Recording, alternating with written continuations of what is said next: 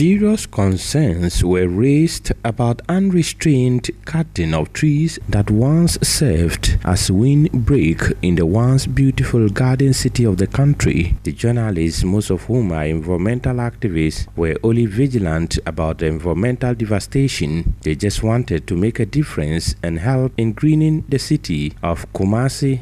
In total, 75 coconut trees were planted in a one-day exercise with plans to extend the project to other areas. The Ghana Journalists Association, led by its regional chair, Kingsley Hope, and other senior members chose coconut trees because of its diverse benefits. One such is its ability to provide shade, fruits, and income. The location for the plantation was ideal because coconut trees need at least 1 inch of water per watering. Discussion we came in, they made us to understand that the site was a buffer zone. And my little understanding of buffer zone, we agreed because we know that it will be protected from high human impact, negative high human impact. And so we wholeheartedly, accepted to do the plantation project there. If I not been KMA giving us, DJ has not the power to just pick up itself and choose a place and then do this. It's a national project because we wanted the place to be a coconut grove in the name of Ghana Journalists Association as our contribution to the fight against climate change and then greening the Kumasi and looking at the location.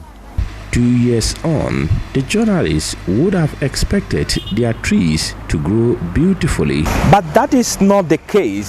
Structures are being constructed on the land known as wetland because of its high level of saturation. Assuming these coconut trees were alive, they would have provided what only nature can give: oxygen and fruits. But it is just what it is. We are not a serious country, we are not a serious people, because we know how important tree is to life, tree is to health, tree is to everything. So if somebody can just go and cut it off, we have Regional Security Council here, and even where the tree was planted, it's right within a security zone area because it's a buffer zone, but nobody seemed to know who did it.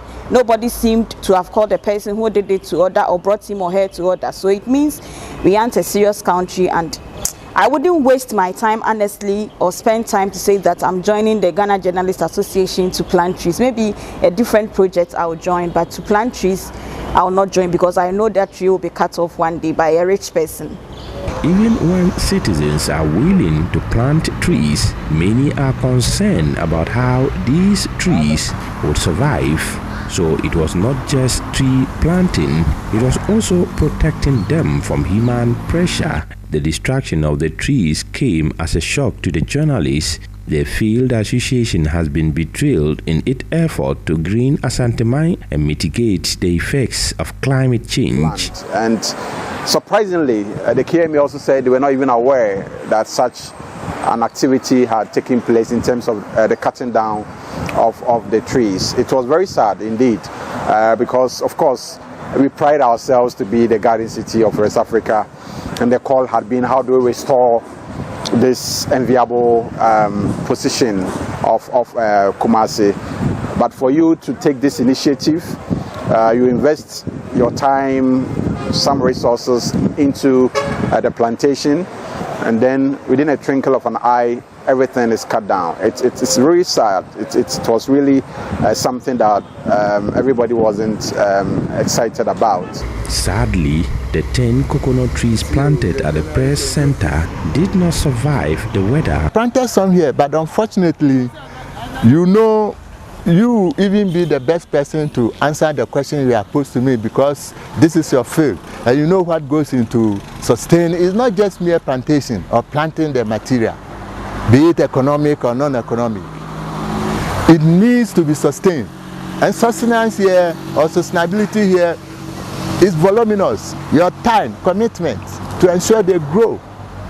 And so I am a working person, a full-time working journalist with Ghana News, New Times Corporation. I'm the regional correspondent. So you know how the job is involving. I could not always get the time to be coming here to do the watering. That was why the major project was done at where the water was available for us. Here we needed to do some hiring for the watering and others, but funds was not coming from anywhere. About 50% of journalists in the Ashanti region are environmental activists. Things that bother nature disturb them too.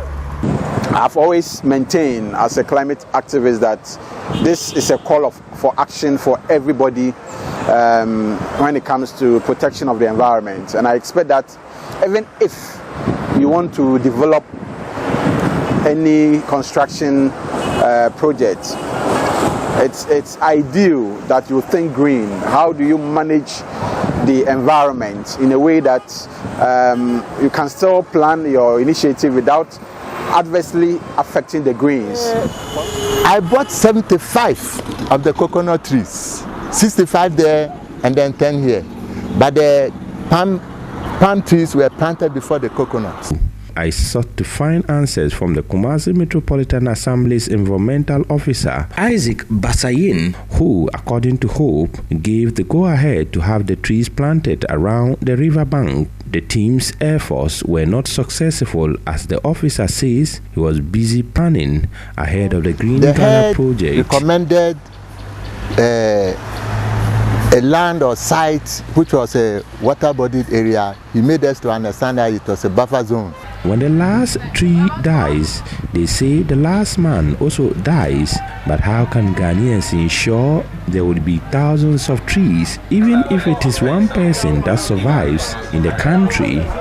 Hope, Beatrice and Dumfe say it is not just a matter of tree planting anymore. The bigger chunk of the work comes after each tree gets into the soil. In the last decade, there have been concerted efforts to green Kumasi. In 2014, the Kumasi Urban Forestry Project, Me and My Tree, marked the beginning of a green revolution. Project focused on greening Kumasi by way of planting more trees to replace the lost green vegetation. At least 1 million trees were expected to be planted by 2017.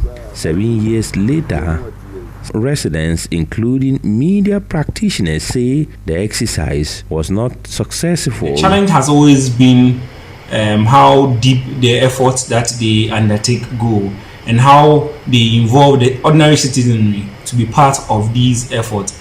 I think that knowing that their time will come for them to leave power, it is important that when they embark on such initiative, they make it the initiative to be owned by the people. For me, the planting of trees over the years has not been successful because the aim of improving urban forestry has not been achieved. What do we see in recent times? Kumasi is fast losing its green spaces to infrastructure development. The city has literally become a concrete. The targets of tree planting that were supposed to be achieved by 2017 seem to be back on the starting line. When I interviewed the KMA boss a few weeks ago, Osei Asibe Entry indicated the assembly is encouraging residents to plant as many trees as they can. Estimation, they can grow as many. The demand is any number they want, we will provide. We are not limited by numbers. The question remains, will the tree planting projects efficiently manage to achieve a green city for sustainable living? A report by Mohammed Nuruddin.